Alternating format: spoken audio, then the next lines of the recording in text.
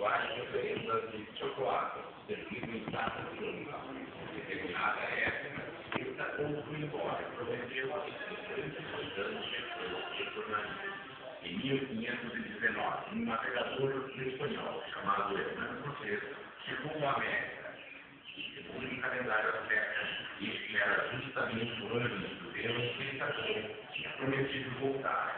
O imperador azteca tentou por Deus, fosse a reencarnação desse Deus, mas logo percebeu ser enganado.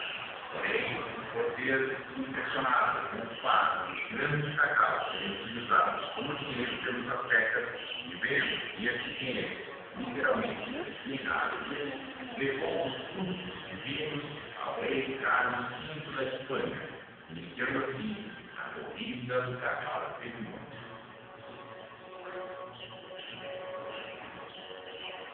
Os aztecas acreditavam que Deus Tentador havia trazido as sementes de cacau dos céus, por isso eram consideradas muito valiosas. As colheitas eram festejadas com rituais e oferendas de chocolate, servidas em taça de ouro.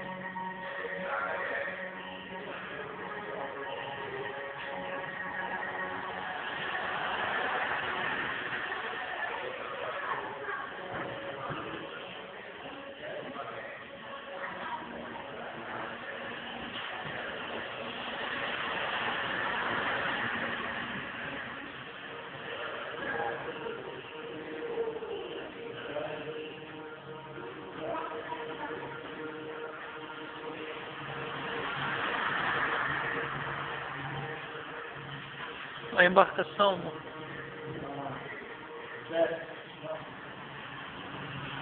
Vem aqui.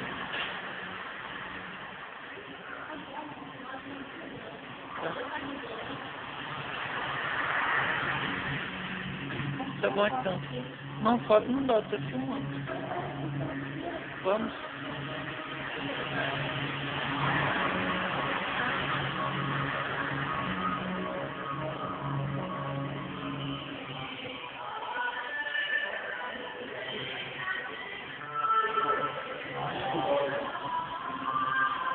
Olá.